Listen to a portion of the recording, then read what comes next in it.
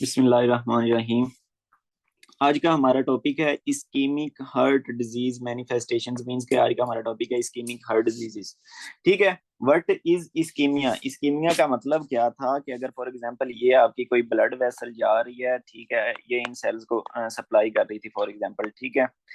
इन sales को because of decreased blood supply, come oxygen मिलना, उसको हम कहते होते थे इस्कीमिया। मींस के फॉर एग्जांपल मैं कहता हूँ इधर एथरोस्क्लेरोसिस हो गई है, ये आर्टरी का ल्यूमन क्या हुआ है, अब तंग हुआ पड़ा है, तो जाहिर सी बात है इधर से कम ब्लड जाएगा, तो ये वाले जो सेल्स होंगे इन्हें ऑक्सीजन की सप्लाई क्या हो जाएगी, कम हो जाएगी। इसको हम कहते होते हैं इस्कीमिया। ठीक हो गया जी। तो ये हमें पता चल गया। अब वो कहना चाह रहा है कि अगर हो जाए इस्कीमिया कोरोनरी आर्टरी में, मींस की कोरोनरी आर्टरी वही होती है ना जो आपके हार्ट को सप्लाई कर रही है, अगर कोरोनरी आर्टरी में कोई प्रॉब्लम हो जाए, आपके हार्ट सेल्स को ऑक्सीजन कम मिलना शुरू हो जाए, तो उसकी वजह से कौन कौन सी प्रॉब्लम्स हो सकती हैं वो हमने देखनी है। तो जाहिर सी बात है, आपको पता है कि जब भी सेल्स को ऑक्सीजन कम मिलता होता है तो क्या होता है, वो सेल्स अपनी जो नॉर्मल फंक्शन कर रहे होंगे वो नहीं करेंगे। शुरू में थोड़ी देर तक तो वो जिंदा रहेंगे, मींस के जितनी उनकी कैपेसिटी होगी ऑक्सीजन के बगैर जिंदा रहने की। देन जैसे जैसे टाइम बढ़ता जाएगा सेल्स मरना स्टार्ट हो जाएंगे। तो आपके जो कार्डियोमायोसाइट्स होते हैं, मींस के जो हार्ट के सेल्स होती हैं, उनकी कितनी कैपेसिटी होती है, वो लेस देन 20 मिनट्स ऑक्सीजन की कमी को झेल सकते हैं, बर्दाश्त कर सकते हैं। मींस के अगर तो वो जो इस्कीमिया हो रहा है, मींस के कम ऑक्सीजन जा रही है, वो 20 मिनट से पहले पहले ये वाली आर्टरी आप ओपन करके ठीक कर देते हो, तो ये वाले सेल्स अगले नहीं मरेंगे। अगर more than 20 minutes come oxygen जाएगी तो वो सेल्स मरना स्टार्ट हो जाएंगे। तो आपको पता है जब सेल्स मरना स्टार्ट हो जाते हैं because of decreased blood and decreased oxygen supply, तो उसको हम क्या कहते होते हैं, इन्फॉक्शन। उसको हम क्या कहते होते हैं, इन्फॉक्शन। तो यही आज हमने पढ़ना है कि जब कम ऑक्सीजन गई तो सबसे पहले तो सेल्स का हम फंक्शन कम करेंगे, ठीक है, उस वक्त क्या चेंजेस आएंगी वो पढ़नी है। एंड देन क्या है कि जब सेल्स मरना स्टार्ट हो जाएंगे तो उस वक्त क्या प्रॉब्लम्स आएंगी वो हम देखेंगे। ठीक हो गया जी। तो इसको ना हमने 5 कैटेगरीज बनाई हुई हैं। कौन कौन सी कैटेगरीज हैं इसमें? स्टेबल एंजाइना आ जाता है, अनस्टेबल एंजाइना आ जाता है, उसके बाद ये वेजोस्पास्टिक एंजाइना आ जाता है, एनस्टेमी है, स्टेमी है। इनको हम वन बाय वन देखते हैं। फॉर एग्जाम्पल क्या हुआ कि ये आपकी कोरोनरी आर्टरी है, ठीक हो गया जी। ये आपकी कोरोनरी आर्टरी है, और इधर से जो ब्लड जा रहा था ना, ये ब्लड अब इधर एथरोस्क्लेरोसिस हुई पड़ी है, आप देख सकते हो कि ये एथरोस्क्लेरोसिस हुई पड़ी है। तो ब्लड को मैं करता हूँ रेड से ताकि आप लोगों के माइंड में एक इमेज बन जाए। तो ये देखो इधर से जो ब्लड जा रहा था, अब क्या होगा कि इधर से थोड़ा कम ब्लड जाएगा क्योंकि ल्यूमन कम हुआ पड़ा है। तो अब आगे ये जो सेल्स होंगे इन्हें ऑक्सीजन की सप्लाई क्या हो जाएगी, कम हो जाएगी। ठीक है। तो ये जो ये ऑब्स्ट्रक्शन हुई पड़ी है हमारी कोरोनरी आर्टरी की, ये अगर हो मोर देन 70%, ये कितनी होनी चाहिए, मोर देन 70% होना चाहिए, ल्यूमन खत्म होना चाहिए। मींस कि अगर फॉर एग्जांपल ये ब्लड वेसल थी, ठीक है, ये 100% खुली हुई है, अंदर ल्यूमन सारा बिल्कुल ठीक है, मैं कहता हूं कि इसकी ऑब्स्ट्रक्शन इतनी हो गई है, तो आप देख सकते हो कि अब क्या है कि ऑब्स्ट्रक्शन जो हुई पड़ी है वो मोर देन 70% ऑब्स्ट्रक्शन हो गई है। इट मींस के अगर कोरोनरी आर्टरी थोड़ी बहुत ऑब्स्ट्रक्टेड होगी, उसमें एथरोस्क्लेरोसिस होगी, तो आपके पास पेशेंट के सिम्टम नहीं आएंगे। सिम्टम कब आएंगे, जब क्या होगा, मोर देन 70% ओक्लूजन हो जाएगी। तो सिम्टम कौन से आएंगे पेशेंट के, पेशेंट को क्या होगा, एंजाइना होगा। एंजाइना हम क्या कहेंगे कि चेस्ट पेन होगी, ठीक है, कहीं पे वो वर्ड यूज करेगा सब स्टर्नल चेस्ट पेन। तो मीन्स के ये जो आपकी स्टर्नम होती है, आपको पता है ना, इस तरह करके ये स्टर्नम होती है जिसके साथ आपके ये कोस्टल कार्टिलेजेस लगे हुए होते हैं, एंड देन रिब्स लगी हुई होती हैं। ठीक है। तो ये सब स्टर्नल स्टर्नम स्टर्नम के नीचे ही तो आपका इधर हार्ट प्रेजेंट होता है ना, इस तरह करके आपका हार्ट प्रेजेंट है फॉर एग्जांपल। तो वो क्या कहेगा कि सब स्टर्नल चेस्ट पेन हो रही है। देन वो आपको कह सकता है कि वो जो चेस्ट पेन हो रही है वो रेडिएट कर रही है टुवार्ड्स द जा या टुवार्ड्स योर लेफ्ट आर्म, तो ये पेन रेडिएट भी कर सकती है। देन और क्या सिम्टम दे सकता है, ये सिम्टम क्यों आ रहे हैं, because of this decreased oxygen supply. ऐसे ही है, एक आ गया कि एंजाइना आ गया, chest pain. Then second symptom आ सकता है कि डायाफुरेसिस दे सकता है, मींस के पेशेंट को इस तरह स्वेटिंग सी हो रही होगी। ठीक हो गया। तो सेकंड सिम्टम आ गया आपके पास डायाफुरेसिस। देन और कौन सा सिम्टम आ सकता है, और आ गया कि उस वो जो पेशेंट है उसको डिजनिया हो सकता है, मींस के डिफिकल्टी इन ब्रीथिंग हो सकती है। तो उसको देखो डिजनिया क्यों होगा, फॉर एग्जाम्पल मैं कहता हूँ ये आपका हार्ट है, ठीक है, ये आपका हार्ट है, ये लेफ्ट वेंट्रिकल है, जारी सी बात है लेफ्ट वेंट्रिकल में मसल्स होंगे। अब मसल्स को क्या हुआ है, कम ऑक्सीजन मिल रही है, तो ये ब्लड को प्रॉपरली पंप नहीं कर सकेंगे। जब ये ब्लड को प्रॉपरली पंप नहीं कर सकेंगे तो ब्लड इधर पूल होना शुरू हो जाएगा। देन कहां पे पूल होना शुरू हो जाएगा, आपके लेफ्ट एट्रियम में। एंड देन लेफ्ट एट्रियम का किसके साथ कनेक्शन होता है, आपके लंग्स के साथ होता है ना, लंग्स में से ब्लड आ रहा होता है, तो जाहिर सी बात है अब इधर भी ब्लड क्या होना शुरू हो जाएगा, पूल होना शुरू हो जाएगा। इट मींस कि अब क्या हो गई है, पल्मोनरी कंजेशन हो गई है, ब्लड इधर रह रहा है, इधर से आगे नहीं जा रहा। इधर से आगे क्यों नहीं जा सक रहा? क्योंकि आगे वाला जो पंप है वो हमारा खराब हुआ पड़ा है, वो ब्लड को एओर्टा में पंप कर ही नहीं रहा। तो जाहिर सी बात है जब आपको पता है लंग्स में पानी भरना स्टार्ट हो जाए, पल्मोनरी दूसरा कंजेशन हो जाए, पल्मोनरी या एडिमा हो जाए, तो लंग्स प्रॉपरली काम कर सकेंगे? नहीं कर सकेंगे। तो आपको पता है जब आपके लंग्स प्रॉपरली काम नहीं कर सकेंगे तो पेशेंट को क्या होगा? डिजनिया होगा, डिफिकल्टी इन ब्रीथिंग होगी। ठीक हो गया जी। तो ये तीन सिम्टम्स आ सकते हैं आपके पास इस पेशेंट में जिसको क्या हुआ है, डिक्रीज हुई है ऑक्सीजन की सप्लाई। देन आगे देखते हैं कि मैं आप लोगों को बता रहा था कि ये हमें कब आया सिम्टम, जब मोर देन 20% ओक्लूजन हो गई आर्टरी की। अब इसे इसमें ना हमने जो 5 टाइप्स पढ़नी है, सबसे पहली है स्टेबल एंजाइना। मींस के उसमें ये जो एथ्रोस्क्लेरोटिक प्लेक होगा, ये वाला जो प्लेक है ये क्या होगा? स्टेबल होगा, ये इसमें अभी थ्रोम्बोसिस नहीं होगी। स्टेबल प्लेक का मतलब है कि ये अभी रप्चर नहीं हुआ होगा। मैंने आप लोगों को बताया था ना कि जब ये इधर से रप्चर हो जाता है तो इधर आके क्या लगना शुरू हो जाते हैं? आपके प्लेटलेट्स लगना शुरू हो जाते हैं। ऐसे ही बताया था ना। ठीक है, थ्रोम्बोसिस होना स्टार्ट हो जाती है। लेकिन ये वाला जो प्लेक है आपका, ये अभी स्टेबल है, इसमें अभी थ्रोम्बोसिस स्टार्ट नहीं हुई, ये रप्चर नहीं हुआ। तो इस वजह से जो एंजाइना होगा उसे हम कहेंगे स्टेबल एंजाइना। और ये पेशेंट जब नॉर्मल स्कून वाले हालात में होगा तो उसको एंजाइना नहीं होगा। ठीक है, ये पेशेंट जब नॉर्मली, फॉर एग्जांपल मैं अभी बैठा हुआ स्कूल में हूं, तो मुझे एंजाइना नहीं होगा जब तक ये मेरा प्लेक अभी रप्चर नहीं किया हुआ। इस पेशेंट को कब एंजाइना होगा? ये पेशेंट जब एक्सरसाइज करेगा तो उस वक्त उस पेशेंट को चेस्ट पेन फील होगी। अब आप लोग खुद सोचो कि जब वो बंदा एक्सरसाइज करेगा, ठीक है, तो उसको पेन क्यों हो रही है? नॉर्मल हालात में क्यों नहीं पेन हो रही? तो जाहिर सी बात है, आपको पता है जब वो बंदा एक्सरसाइज करेगा तो आपका हार्ट जो है वो ज्यादा काम करेगा। ठीक है, जब हार्ट ज्यादा काम करेगा तो इसको ज्यादा ऑक्सीजन की सप्लाई की जरूरत होगी। जब ऑक्सीजन की सप्लाई तो लेकिन बढ़ नहीं सक रही, क्योंकि इधर से जो कोरोनरी आर्टरी सप्लाई कर रही है हमारे हार्ट के इन मसल्स को, ठीक है, ब्लड सप्लाई कर रही है, वो तो इधर से सप्लाई इंक्रीज ही नहीं कर सक रही, क्योंकि इसमें तो एथरोमा बना हुआ है, ऑब्स्ट्रक्शन आई हुई है। तो इस वजह से विद एक्सरसाइज आपको सिम्टम आना शुरू हो जाएंगे। तो इसको हमने स्टेबल एंजाइना क्यों कहा? Because of two reasons. एक तो इसमें हमें स्टेबल प्लेक मिल गया, मींस के प्लेक में अभी थ्रोम्बोसिस नहीं हुई। और दूसरी चीज ये मिल गई कि पेशेंट स्टेबल होगा, नॉर्मल हालात में स्टेबल होगा। सिर्फ पेन उसको किस वक्त होगी? जब क्या होगा, वो एक्सर्शन करेगा, मींस के एक्सरसाइज करेगा तो उस वक्त उस पेशेंट को पेन स्टार्ट हो जाएगी। क्योंकि ये जो सेल्स हैं ये क्या करेंगे? इनकी ऑक्सीजन की डिमांड बढ़ जाएगी, लेकिन इधर से ऑक्सीजन की सप्लाई नहीं बढ़ पाएगी क्योंकि इधर ऑब्स्ट्रक्शन हुई पड़ी है।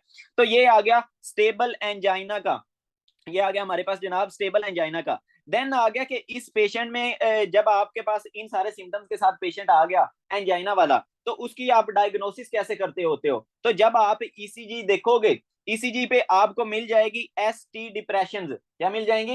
S T depression. कुछ बुक्स पे है कि इसमें ईसीजी मींस के, ये वाली जो बुक है इस पे है कि इसमें ईसीजी की आपको कोई चेंज नहीं मिलेगी, लेकिन ईसीजी की चेंज आपको मिल सकती है। चेंज आपको कब मिलेगी वो मैं अभी आप लोगों को अभी बल्कि समझाता हूँ। फॉर एग्जाम्पल क्या हुआ कि ये आपका हार्ट हम बना लेते हैं ना, ठीक है, तो ये देखें फॉर एग्जाम्पल ये आपका है जनाब लेफ्ट वेंटिकल है, ठीक है, ये आ गया लेफ्ट वेंटिकल। तो लेफ्ट वेंटिकल आपको पता है कि सबसे जो लेफ्ट वेंटिकल की अंदर वाली लेयर होती है उसको हम क्या कहते हैं? एंडोकार्डियम। सबसे अंदर वाली जो इधर, ये जो इधर सारा ब्लड है, सबसे अंदर वाली लेयर को क्या कहते हैं? एंडोकार्डियम। देन जो दरमियान वाली लेयर होती है मसल वाली, उसे हम क्या कहते हैं? मायोकार्डियम। और जो सबसे बाहर वाली लेयर होती है उसको हम क्या कहते हैं? पेरिकार्डियम या एपिकार्डियम। तो आपको पता है कि आपके जो हार्ट को ब्लड सप्लाई जा रही थी वो कौन सप्लाई कर रहा था? कोरोनरी आर्टरी सप्लाई कर रही थी ना आपके हार्ट को। तो देखो इधर से कोरोनरी आर्टरी आती है ना, ये हार्ट की सरफेस के ऊपर होती है, तो सरफेस पे क्या है? एपिकार्डियम है ना। तो ये देखो इधर से होगी इनकी ब्लड सप्लाई, तो ये ब्लड सप्लाई इस तरह करके जा रही होगी और इस सारी बॉल को सप्लाई कर रही होगी ब्लड, मींस के इस तरफ जा रहा है। ये आपकी क्या आ गई? एंडोकार्डियम। ठीक है, ये आ गई आपकी मायोकार्डियम और ये क्या आ गई? आपकी एपिकार्डियम। ठीक हो गया जी। तो अब देखो ये वाला जो पेशेंट है इस बेचारे में इधर एथ्रोस्क्लेरोसिस हुई पड़ी है, इधर एथ्रोस्क्लेरोसिस हुई पड़ी है। ठीक है, तो अब इधर इससे आगे जो एरिया होगा उसको क्या होगा? ऑक्सीजन की सप्लाई कम हो जाएगी ना। ऑक्सीजन की सप्लाई कब कम होगी? कब कम होगी? जब ब्लड नहीं आएगा। जब ब्लड ब्लड तो कम आ रहा है, मींस के स्टेबल एंजाइना की बात कर रहा हूं। जब क्या होगा? वो एक्सर्शन करेगा, ऐसा ही है ना, ऑक्सीजन की सप्लाई मजीद उसकी वो पूरी नहीं हो सकेगी, क्योंकि इसकी क्या हुई है, डिमांड बढ़ गई है। तो देखो, जब वो एक्सर्शन करेगा तो आपका, अब आप लोग खुद सोचो कि इसमें most susceptible area to ischaemia कौन सा है, मींस के मोस्टली कौन से एरिया के चांसेस हैं दूसरा इन्फेक्शन होने के या डैमेज होने के। तो आप लोग देख सकते हो कि फॉर एग्जांपल ये आपका पाइप है, तो इसमें से अगर इधर ऑब्स्ट्रक्शन हुई है, फॉर एग्जांपल अगर इधर ऑब्स्ट्रक्शन हुई है, ठीक है, तो इट मींस के ये जो मोस्ट डिस्टल पार्ट है इसको ब्लड मिलने के चांसेस सबसे ज्यादा कम है, और इसी एरिया के चांसेस डैमेज होने के सबसे ज्यादा हो गए ना। ऐसे ही है कि नहीं है? तो यही है। तो देख, आप लोग देख सकते हो कि ये वाला जो एरिया है, कौन सा एरिया, सब एंडोकार्डियल एरिया, ये इधर से सबसे ज्यादा दूर है, मींस के जहां से ब्लड आ रहा है उधर से सबसे ज्यादा दूर कौन सा एरिया है, सब एंडोकार्डियल। ठीक है। अच्छा, अब आप लोग सोच रहे होंगे कि ये जो एंडोकार्डियम है, ये फॉर एग्जांपल एंडोकार्डियम है, ये तो सबसे दूर है, सब एंडोकार्डियम, सब एंडोकार्डियम कौन सा एरिया है, जो एंडोकार्डियम के नीचे है, वही मैं कह रहा हूं। लेकिन मैं आप लोगों को कह रहा हूं कि ये सब एंडोकार्डियम है, इन्फेक्शन होने के या स्कीमिया होने के चांसेस बढ़े हुए हैं। वो इस वजह से कि ये जो है ना आपकी एंडोकार्डियम, आपको पता है आपके लेफ्ट वेंट्रिकल में कौन सा ब्लड होता है, इधर आपकी कैविटी में कौन सा ब्लड होगा, ऑक्सीजनेटेड ब्लड होगा। तो ये जो ऑक्सीजनेटेड ब्लड है ना, वो डायरेक्टली इसको मिल जाएगा एंडोकार्डियम को। लेकिन ये जो नीचे वाला एरिया है सब एंडोकार्डियल, मींस के एंडोकार्डियम के नीचे वाला एरिया, इसको ब्लड कहां से आना है, ऊपर से आना है, क्रोनरी आर्टरी ने इस तरह आके सप्लाई करना है। तो क्रोनरी आर्टरी में तो ऑब्स्ट्रक्शन हुई पड़ी है, तो इसको प्रॉपर ब्लड मिल सकेगा, नहीं मिल सकेगा। तो ये वाला जो एरिया है इसमें जो इस्कीमिया होने के चांसेस सबसे ज्यादा होते हैं। तो इसको हम क्या कहेंगे, इस पेशेंट को जनाब सब एंडोकार्डियल इस्कीमिया होने के चांसेस क्या हुए, बढ़ गए। तो जब सब एंडोकार्डियल इस्कीमिया होता है, जब क्या होता है, सब एंडोकार्डियल इस्कीमिया होता है, तो आपको जो ईसीजी पे चेंज मिलेगा वो एसटी डिप्रेशन मिल जाएंगे, मींस के ये आपकी ईसीजी है फॉर एग्जांपल। ठीक है। इस तरह जनाब पी वेव आ गई आपकी, ये पी वेव आ गई, देन ये क्यू वेव, देन ये आर वेव, एंड देन ये आपकी एस और टी दोनों की क्या हो जाएगी, डिप्रेशन हो जाएगी। ठीक हो गया। तो ये वाला, तो आपको क्या मिलेगा, जब भी, ये आप रूल याद रख लो कि जब भी क्या होगा, सब एंडोकार्डियल इस्कीमिया होगा, उस वक्त आपको ईसीजी पे कौन सी चेंज मिलेगी, एस टी डिप्रेशन मिल जाएंगी और टी वेव इन्वर्जन मिल जाएंगी। ये आपकी बुक पे लिखा हुआ है। आई होप कि आप लोगों को इस चीज की समझ लग गई है कि सबसे ज्यादा सब एंडोकार्डियम के डैमेज होने के चांसेस क्यों बढ़े, एंड देन आपको क्या मिल गई, एसटी। तो इट मींस के जो आपके पास स्टेबल एंजाइना का पेशेंट आएगा, उसमें क्या है, वो किस तरह आएगा, उसको पेन होगी, जब वो एक्सरसाइज वगैरह करेगा तो उसको क्या होगी, पेन होगी। देन अब देखो, जब आप उसकी ईसीजी करवाओगे तो आपको क्या मिल सकता है, एस टी डिप्रेशन, या तो कोई चेंज नहीं मिल सकती, या क्या मिल सकता है आपको, S T depression and T wave inversion मिल सकती है। ठीक हो गया जी। देन आ गया कि आपको उसमें हम ना डिफरेंट कार्ड, जब डायग्नोसिस करनी होती है तो ईसीजी भी करवाते होते हैं, देन हम डिफरेंट कार्डियक इंजाइम्स भी चेक करते हैं। What are cardiac enzymes, means के ये जो आपके सेल्स थे, ये फॉर एग्जांपल ये मैं कहता हूँ ये कार्डियोमायोसाइट्स है ना, ऐसे ही है ना, तो इनमें ना कुछ स्पेसिफिक टाइप ऑफ इंजाइम्स होते हैं आपके सेल्स के अंदर, आपको पता है इंजाइम्स होते हैं। तो जो आपके कार्डियक सेल्स होते हैं, इनमें एक स्पेसिफिक इंजाइम होता है ट्रोपाई। कौन सा इंजाइम होता है, ट्रोपाई। ट्रोप आई होता है, ट्रोप टी होता है, और साथ में इनमें होता है सी के एम बी। ठीक है, ये हमने आगे अभी पढ़ना है इसको डिटेल से। सी के एम बी वगैरह मीन्स के ये डिफरेंट टाइप ऑफ इंजाइम्स होंगे आपके कार्डियक सेल्स के अंदर। तो अब क्या हुआ कि इस पेशेंट को हो गया है, इस्कीमिया हो गया। तो अब इस पेशेंट में जनाब आपको ये इंजाइम्स ब्लड में मिलेंगे या नहीं मिलेंगे, ये वाले इंजाइम्स नॉर्मली सेल के अंदर होते हैं, तो इनका एलिवेटेड लेवल आपको ब्लड में मिलेगा या नहीं मिलेगा, नहीं मिलेगा। इनका एलिवेटेड लेवल आपको ब्लड में उसी वक्त मिलेगा जब ये वाले सेल्स अगली स्टेज पे चले गए, मींस के मर गए, इंफेक्शन होगी, टूट गए। लेकिन स्टेबल एंजाइना में मैंने आप लोगों को बताया कि ब्लड की सप्लाई कम होती है, लेकिन इतनी कम नहीं कि सेल्स मर ही जाएं, तो इसमें इंफेक्शन नहीं हुई। इट मींस के आपको ये वाले जो एंजाइम है, ट्रोप आई, ट्रोप टी, सीकी एमबी वगैरह, इनका लेवल नॉर्मल मिलेगा, मींस के आपको ब्लड में इनका एलिवेटेड नॉर्मल एलिवेटेड लेवल नहीं मिलेगा। तो ये ट्रोपोनिन लेवल आपको क्या मिल जाएगा, नो एलिवेशन, ब्लड में एलिवेटेड लेवल इसका ट्रोपोनिन का नहीं मिलेगा। इन्फेक्शन मैंने आपको बताया, अभी सेल्स मरे नहीं, कम ऑक्सीजन की सप्लाई कम हुई है लेकिन सेल्स मरे नहीं, तो आपको इन्फेक्शन वगैरह बिल्कुल भी कुछ भी कोई इस तरह का मामला नहीं मिलेगा। सिंपली जब उसने एक्सर्शन किया तो उसको पेन स्टार्ट हो जाएगी, और जब वो रेस्ट करेगा तो उसकी पेन ठीक हो जाएगी। देन आप अगर फॉर एग्जांपल रेस्ट से भी उसकी ठीक हो सकती है, या आप उसको नाइट्रोग्लिसरीन दोगे, नाइट्रोग्लिसरीन उसकी जुबान के नीचे रखोगे तो उससे भी उसकी पेन ठीक हो जाएगी। अब नाइट्रोग्लिसरीन क्या करेगी कि नाइट्रोग्लिसरीन आपकी वेजोडाइलेटर है, तो वो क्या करेगी, आपकी आर्टरीज को भी डायलेट कर देगी, आपकी वेन्स को भी डायलेट कर देगी। फॉर एग्जाम्पल ये मैं कहता हूँ कि ये उस पेशेंट का हार्ट है, ठीक हो गया, ये उसका आ गया राइट एट्रियम, ये आ गया right ventricle, left atrium and then left ventricle, ऐसा ही है कि नहीं है। तो आपको पता है कि वेन्स में से कौन ब्लड, वेन्स ब्लड किसकी तरफ लेके आ रही होती हैं, आपके राइट एट्रियम की तरफ लेके आ रही होती हैं, ऐसे ही है। अब क्या हुआ कि वेन्स डायलेट होगी, हमने नाइट्रोग्लिसरीन दी तो वेन्स डायलेट होगी, जब वेन्स डायलेट होगी तो ज्यादा से ज्यादा ब्लड आपकी वेन्स में पूल करना शुरू हो जाएगा। जब ज्यादा से ज्यादा ब्लड आपकी वेन्स में पूल करना शुरू हो जाएगा, इट मीन्स के आपके हार्ट की तरफ अब ब्लड कम आ रहा है, मीन्स के पाइप में पानी ज्यादा रह रहा है, टैंक की तरफ कम आ रहा है। तो यही सीन हो रहा है, जब आपने नाइट्रोग्लिसरीन दिया तो उसने क्या किया, वेन्स को डायलेट कर दिया, जब उसने वेन्स को डायलेट किया तो आपके हार्ट की तरफ ब्लड अब क्या हुआ, कम आना शुरू हो गया। तो जब जाहिर सी बात है आपके हार्ट की तरफ कम ब्लड आएगा, मीन्स के राइट एट्रियम में कम ब्लड आएगा, राइट वेंट्रिकल में भी कम ब्लड आएगा, आपके लंग्स की तरफ भी कम ब्लड जाएगा, लेफ्ट एट्रियम में भी कम ब्लड आएगा, और आपके लेफ्ट वेंट्रिकल में भी जाहिर सी बात है कम ब्लड आएगा। तो लेफ्ट वेंट्रिकल में जब कम ब्लड आता है तो उसको हम क्या कहते हैं, डिक्रीज्ड प्री लोड, ऐसे ही है कि नहीं। मींस के अब ये जो हमारा लेफ्ट वेंट्रिकल है इस पे लोड कम हो गया। लोड कैसे कम हुआ, क्योंकि ब्लड आ ही कम रहा था, तो आपने क्या किया, प्री लोड को कम कर दिया।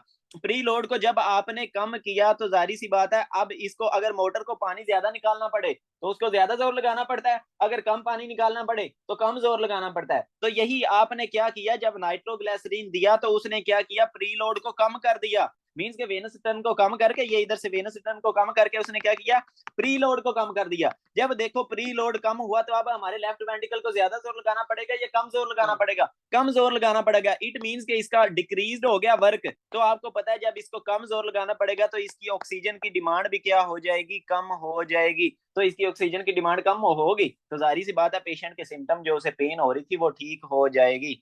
ऐसे ही है कि नहीं है, जब एक्सरसाइज हुई तो उसे पेन स्टार्ट हो गई क्योंकि उसकी ऑक्सीजन की डिमांड बढ़ गई, ठीक है, और वो ऑक्सीजन की डिमांड पूरी नहीं हो सक रही थी। जब आपने उसने रेस्ट किया तो उसकी ऑक्सीजन की डिमांड अब क्या हुई है, कम हो गई है। या जब आपने नाइट्रोग्लिसरीन दी तो उसने भी क्या किया, उसकी ऑक्सीजन की डिमांड को कम कर दिया, जिसकी वजह से उस पेशेंट के सिम्टम्स ठीक हो जाएंगे जब वो रेस्ट करेगा या नाइट्रोग्लिसरीन लेगा।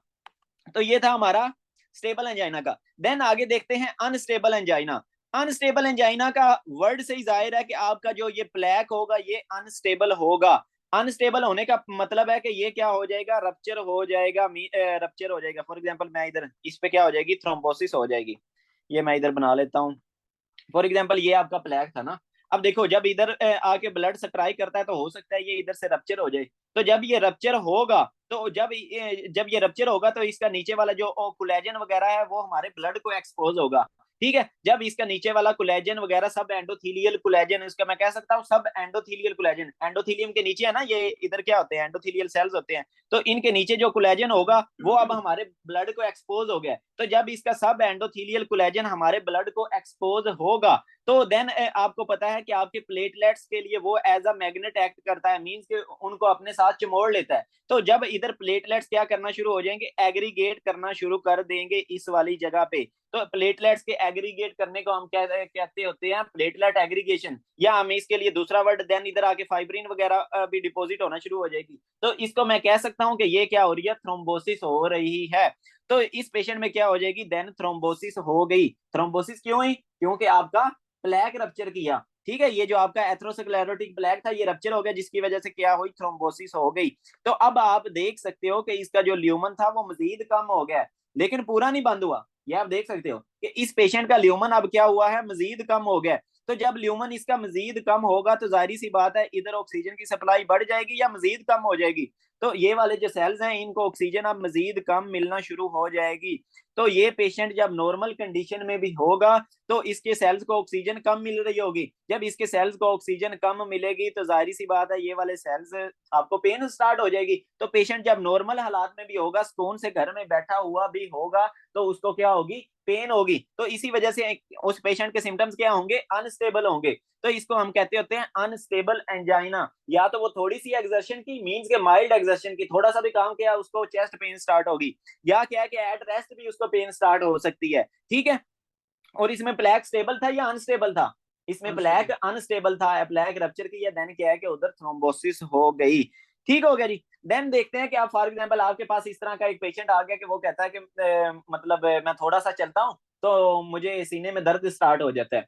तो जब आपने उसकी ईसीजी करवाई तो वही सेम आपको मिल जाएगा, इसमें भी एस टी डिप्रेशन मिल जाएगी, क्योंकि इसमें भी ये जो चांसेस हैं सबसे ज्यादा वो कौन सा एरिया डैमेज होने के हैं, वही सब एंडो कार्डियल है, सब एंडोकार्डियल। ठीक है, तो जब सब एंडोकार्डियल आपको पता है डैमेज होने के चांसेस होते हैं, तो देन आपको क्या मिल जाता है, एस टी डिप्रेशन मिल जाता है, टी वेव इन्वर्जन मिल जाती है। तो ये आ गया आपका अनस्टेबल एंजाइना। तो इस पेशेंट को भी आप कैसे ठीक करोगे, आप नाइट्रेट्स दे दोगे, नाइट्रोग्लिसरीन दे दोगे, तो नाइट्रोग्लिसरीन देन प्रीलोड काम करेगा और उसकी ऑक्सीजन की डिमांड को कम कर देगा। जब इन सेल्स की ऑक्सीजन की डिमांड कम हो जाएगी तो पेशेंट के सिम्टम जो होंगे वो ठीक हो जाएंगे। ठीक हो गया जी। तो ये था हमारा अनस्टेबल एंजाइना का। इसको फॉर एग्जाम्पल मैं आप लोगों को पढ़ा नहीं देता, इसको अभी हम आहिस्ता सुकून से पढ़ते हैं लास्ट में। देन आ गया आपकी अगली, अच्छा स्टेबल और अनस्टेबल एंजाइना में फर्क क्या था? स्टेबल एंजाइना में प्लेग स्टेबल था, और जब वो पेशेंट सुकून में होता था, मीन्स के घर बैठा हुआ है सुकून से, तो उसको कोई पेंशन नहीं होती थी। अनस्टेबल एंजाइना में आपका प्लेग क्या है, अनस्टेबल है, और उसको घर बैठे सुकून से या थोड़ा सा चलने पे भी चेस्ट पेन हो रही है। ठीक हो गया जी। देन आगे चलते हैं, आगे आ गया हमारा vasospastic angina. What is vasospastic angina? अब इसमें सीन क्या हो रहा है कि जनाब वेजोस्पाज्म हो रही है, मींस के इधर कोई प्लेक नहीं है। फॉर एग्जांपल मैं इधर ये ब्लड वेसल बना लेता हूँ, ठीक है, तो ये देखें, ये आपकी ये मैंने एक कोरोनरी आर्टरी बना दी ना, ठीक है। तो अब वेजोस्पास्टिक का नेम से ही जाहिर है कि आपकी ये जो वेसल है इसकी स्पेजम हो रही है, मींस के ये जो वॉल्स है ना इनकी क्या हो रही है, स्पेजम हो रही है, ये इस तरह करके कॉन्ट्रैक्ट कर रही है, बिल्कुल ये आप देख सकते हो। अच्छा आप देखो, जब ये इस तरह करके कॉन्ट्रैक्ट कर रही होंगी तो इधर से ब्लड जा सकेगा? नहीं जा सकेगा ना आगे, क्योंकि वो पूरा पाइप आपका पिंच हुआ पड़ा है, मींस कि आपकी ब्लड वेसल पूरी पिंच हुई पड़ी है, तो आगे ब्लड नहीं जा सकेगा। जब आगे ब्लड नहीं जा सकेगा तो जाहिर सी बात है अगले जो इधर वाले सेल्स हैं इनका क्या हो जाएगा, इस्कीमिया हो जाएगा। इनका क्या हो जाएगा, इस्कीमिया हो जाएगा। तो ये वाला जो पेशेंट होगा ये भी आपके पास क्या आएगा, चेस्ट पेन के साथ आएगा। चेस्ट पेन उसको कब होगी, जाहिर सी बात है इन सेल्स को कम ऑक्सीजन जब मिलेगी तो दूसरा क्या कहते हैं, पेशेंट आपके पास एंजाइना के साथ प्रेजेंट कर जाएगा। ठीक है, अब उसको चेस्ट पेन कब होगी, चेस्ट पेन मोस्टली उसको होगी मॉर्निंग में, और इसके मैकेनिज्म का हमें नहीं पता, इसके मैकेनिज्म का हमें नहीं पता कि ये अचानक से उसकी वेजोस्पैज्म क्यों हो जाती है, हमें मैकेनिज्म का नहीं पता। लेकिन हमने ये देखा है कि मोस्टली जो वेजोस्पैज्म हो रही होती है, चेस्ट पेन हो रही होती है, वो कब हो रही होती है, मॉर्निंग में हो रही होती है। ठीक हो गया। और देन दूसरा जो एसोसिएशन हमने देखी है वो ये कि ये पेशेंट मोस्टली स्मोकर होता है, मींस के वो क्या करता होगा, स्मोकिंग करता होगा, और देन अचानक से जो है ना क्या कहते हैं, उस पेशेंट को चेस्ट पेन होती होगी। और जब आप अब इस पेशेंट की जब आप ईसीजी करवाओगे ना तो इसकी ईसीजी पे आपको एस टी एलिवेशन मिल जाएगी। क्या मिल जाएगा जनाब, आपको एस टी एलिवेशन मिल जाएगी। अच्छा अब इस पेशेंट में आपको एस टी एलिवेशन क्यों मिल रही है, क्योंकि ये देखो ये जो पूरी ये जो वेसल है ना, ये जो लेके जा रही थी आपकी कोरोनरी आर्टरी ब्लड लेके जा रही थी, ये पूरी इधर से ऑब्स्ट्रक्ट हो गई है, मींस के इसने पूरी ऑब्स्ट्रक्शन हो गई है, तो आगे पूरे वाला जो सारा एरिया है उसको ब्लड नहीं मिल रहा। इट मींस के आपकी जो पूरी लेयर्स हैं, तीनों लेयर्स, चाहे आपकी एंडो हो, चाहे आपकी मायो हो, चाहे आपकी एपिकार्डियम हो, ठीक है, तो अब इधर ये जो सारी मायोकार्डियम है इस पूरी को ब्लड नहीं मिल रहा, ट्रांसम्यूरल हो रहा है इस्कीमिया, इसको हम क्या कहेंगे, ट्रांसम्यूरल, मींस के ये तीनों लेयर्स को इन्वॉल्व कर रहा है। तो जब भी आपका ट्रांसम्यूरल इस्कीमिया होगा आपको ईसीजी पे जो चेंज मिलेगा वो क्या मिल जाएगा, S T elevation, S T elevation मिल जाएगी आपको इस पेशेंट में। तो जब आप इस पेशेंट की करवाओगे क्या कहते हैं ईसीजी, तो आपको एस टी एलिवेशन, और मोस्टली ये जो उस पेशेंट को पेन हो रही होगी वो विद इन 15 मिनट्स खुद ही ठीक हो जाएगी। ठीक हो गया, ये भी आपने याद रख लेना है कि उसको जो पेन हो रही होगी वो लेस देन 15 मिनट्स में खुद ब खुद ही ठीक हो जाएगी। देन अगर आपने इस पेशेंट को अब ट्रीट करना है, आपके पास एस टी एलिवेशन आ गई, ठीक है, और अब आप इस पेशेंट को ट्रीट करना चाहते हो तो आपने बल्कि ट्रीटमेंट अभी नहीं पड़ते, ट्रीटमेंट अभी मैं सबकी लास्ट पे बताता हूँ। अच्छा अब देखो इस पेशेंट में जो इस्कीमिया हो रहा है वो लेस देन 15 मिनट हो रहा है, तो इस पेशेंट को इन्फेक्शन होगी, मींस के ये वाले जो सेल्स होंगे, फॉर एग्जांपल ये जो सेल्स हैं ये मरेंगे या नहीं मरेंगे, नहीं मरेंगे, क्योंकि ये जो स्पेजम है ये खुद ब खुद ही रिलीव हो जाएगी। 15 मिनट से पहले पहले ही वो खुद ही ठीक हो जाएगी, मीन्स के स्पेजम ठीक हो जाएगी, तो अब ब्लड फ्लो दोबारा बहाल हो जाएगा। ब्लड फ्लो दोबारा बहाल होगा तो जाहिर सी बात है आपको आपको क्या मिलेगा, इस पेशेंट की पेन भी ठीक हो जाएगी, और इस पेशेंट का आगे ये जो इधर एंजाइना था ये सेल्स दोबारा ठीक हो जाएंगे, मीन्स के रिवर्सिबल इंजरी हुई ना, इरिवर्सिबल इंजरी नहीं हुई, मीन्स के अभी सेल्स आपके ये मरे नहीं होंगे, तो सेल्स दोबारा से काम करना स्टार्ट हो जाएंगे। ठीक हो गया जी। तो ये था हमारा वेजोस्पास्टिक एंजाइना। और ये हमारे जो एंजाइना वाले थे ना, जिनमें अभी इन्फेक्शन नहीं हो रही थी, वो हमने पढ़ लिए हैं, तो चलो इसको ना हम एक रीड दे लेते हैं। एंजाइना वालों में इन सब में क्या हो रहा था कि डिक्रीज हो रही थी ब्लड की सप्लाई, एंड देन आगे आपके पास एंजाइन ऑक्सीजन कम हो रही थी, एंड देन आपके पास सिम्टम्स आ रहे थे। अच्छा जी। तो सबसे पहले आ गया पेशेंट आपके पास कैसे प्रेजेंट करेगा, चेस्ट पेन। चेस्ट पेन क्यों हो रही है, because of ischaemic myocardium, means कि हमारी जो मायोकार्डियम है, ये जो मायोकार्डियम है उसको क्या मिल रहा है, कम ब्लड मिल रहा है। कम ब्लड क्यों मिल रहा है, क्योंकि आपकी जो क्रोनरी आर्टरी है वो या तो नैरो हो रही है, ठीक है, बिकॉज ऑफ एथ्रोस्क्लेरोसिस, उसमें एथ्रोमा बना हुआ है, या क्या है कि उसकी स्पेजम हो रही है, लेकिन नो नेक्रोसिस। ये बड़ा इंपॉर्टेंट चीज है, अभी नेक्रोसिस नहीं हुई, क्योंकि इसमें जो आपका इस्कीमिया वगैरह होगा उससे सेल्स अभी मरेंगे नहीं, और ये स्कीमिया क्या होगा, मोस्टली लेस देन 20 मिनट्स में आपका रिलीव हो जाएगा, आपका ठीक हो जाएगा। जब स्कीमिया मोर देन 20 मिनट्स होगा तो देन सेल्स मरना स्टार्ट हो जाएंगी, उनकी इन्फेक्शन स्टार्ट हो जाएगी, उनकी नेक्रोसिस स्टार्ट हो जाएगी। ठीक है, तो अब इसी वजह से आपको इंजाइम्स नहीं मिलेंगे, इसी वजह से इन तीनों कंडीशंस में आपको जो ट्रोपोनिन है उसमें कोई एलिवेशन नहीं मिलेगी, क्योंकि इंजाइम किसके अंदर है, सेल के अंदर है, तो सेल जब तक मरता नहीं वो इंजाइम रिलीज नहीं होते, ब्लड में नहीं जाते, तो अभी तक सेल नहीं मरा, तो आपको इंजाइम इधर नहीं मिलेंगे। ठीक हो गया जी। तो इसी वजह से आपको इन तीनों कंडीशन में आपको इंजाइम नहीं मिलेंगे। देन आ गया कि हमने इसकी 3 टाइप्स पढ़ी एंजाइना की, जो चेस्ट पेन हो रही थी। एक स्टेबल एंजाइना था, एक वेजोस्पास्टिक था, एक अनस्टेबल था। जो स्टेबल एंजाइना था वो क्यों हो रहा था, बिकॉज ऑफ एथ्रोस्क्लेरोसिस। और इसमें क्या था, ओक्लूजन कितनी हो रही थी, मोर देन 70% ओक्लूजन हो रही थी, मींस के इधर जो एथ्रोमा बन रहा था वो मोर देन 70% ब्लड वेसल को ओकलोड कर रहा था। देन क्या है कि इस पेशेंट को पेन कब होती थी, जब वो एक्सर्शन करता था तो उसको पेन होती थी, और आपको जो ईसीजी है उस पे एसटी डिप्रेशन मिल जाती थी इस पेशेंट में, क्योंकि जो इस्कीमिया हो रहा था वो कौन सा हो रहा था, सब एंडोकार्डियल। ये आप देख सकते हो कि एंडोकार्डियम के नीचे कौन सा इस्कीमिया हो रहा था, सब एंडोकार्डियल इस्कीमिया हो रहा था। तो जब वो पेशेंट रेस्ट करता था तो उसकी पेन ठीक हो जाती थी, क्योंकि अब हार्ट जो है स्पून में आ गया, तो उसकी ऑक्सीजन की डिमांड भी कम हो गई है। या आप नाइट्रोग्लिसरीन देते थे, नाइट्रोग्लिसरीन से भी आप नॉर्मली क्या कर रहे हो कि ऑक्सीजन की डिमांड कम कर रहे हो, तो उससे वो पेशेंट ठीक हो जाता था। देन हमने पढ़ा अनस्टेबल एंजाइना, मींस के अब ये जो प्लैक है ये रप्चर हो गया और इसने ऑब्स्ट्रक्शन काज करवा दी है थोड़ी सी ज्यादा, और इसमें क्या होगा, थ्रोम्बोसिस होगी विद इनकम्प्लीट कोरोनरी आर्टरी क्लूजन। मैंने आपको बताया कि ये जो ओक्लूजन हुई वो इनकम्प्लीट हुई, कंप्लीट नहीं हुई। आगे हम कंप्लीट वाला भी पढ़ते हैं, तो इसमें क्या होगा, इनकम्प्लीट कोरोनरी आर्टरी ओक्लूजन होगी, तो आपको क्या मिल जाएगा, ईसीजी पे वही सेम एसटी डिप्रेशन मिल जाएगी और टी वेव इन्वर्जन मिल जाएगी ईसीजी पे, लेकिन कोई कार्डियक बायोमार्कर्स एलिवेटेड नहीं मिलेंगे। ठीक हो गया जी। देन आ गया हमारा वेजोस्पास्टिक एंजाइना। तो वेजोस्पास्टिक एंजाइना में क्या हो रहा था, अचानक से स्पेजम हो रही थी, ठीक है, हमें काज का नहीं पता, लेकिन अचानक से स्पेजम हो रही थी। इसके दूसरे नाम क्या है, प्रिंजिमेटल एंजाइना और variant, Prinzmetal angina and variant angina. ठीक हो गया। ये क्यों होता है, because of secondary to coronary artery vasospasm, उसकी स्पेजम हो रही थी। ट्रांजिएंट आपको क्या मिल जाएगा, एसटी ईसीजी पे आपको क्या मिल रही थी, एसटी एलिवेशन मिल रही थी। और ये किसके साथ एसोसिएटेड था, मोस्टली जो लोग टोबैको यूज करते हैं उनमें ये होता है।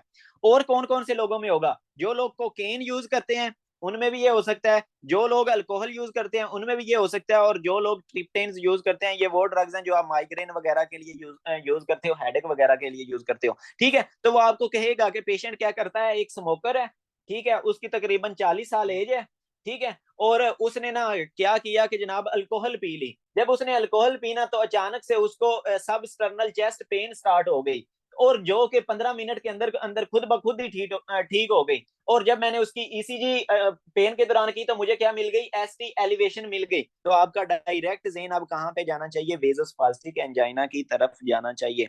अच्छा, अब आपने अगर इसको फॉर एग्जांपल ट्रीट करना हो तो आप ट्रीट कैसे करोगे। देखो, मैंने आप लोगों को बताया था कि जब भी सेल्स के अंदर कैल्शियम का लेवल बढ़ता है तो वो सेल्स कॉन्स्ट्रिक्ट करते हैं, स्मूथ मसल्स। तो इधर के जो स्मूथ मसल्स होंगे इनके अंदर जाहिर सी बात है कैल्शियम का लेवल बढ़ा हुआ होगा, फिर ही तो वो कॉन्ट्रैक्ट किए होंगे।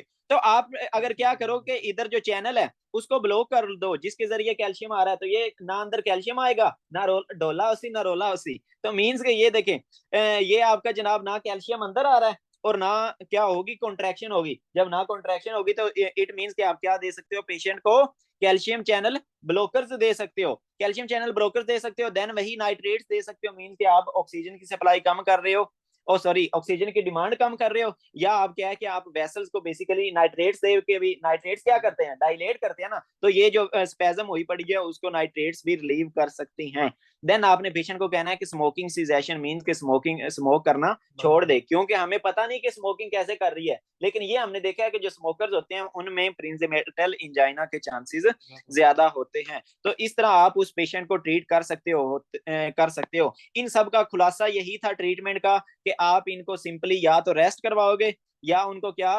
नाइट्रोग्लिसरीन दोगे, नाइट्रेट्स दोगे, तो उनकी पेन ठीक हो जाएगी। और इनमें अभी तक सेल डेथ नहीं हुई। इट मीन्स कि जो इंजरी हुई है वो कौन सी हुई है, रिवर्सिबल इंजरी हुई है, जिसको आप अगर ऑक्सीजन प्रोवाइड करोगे तो वो सेल्स दोबारा अपनी उसी हालत में आ जाएंगे। देन हम देखते हैं अब क्या हुआ कि फॉर एग्जांपल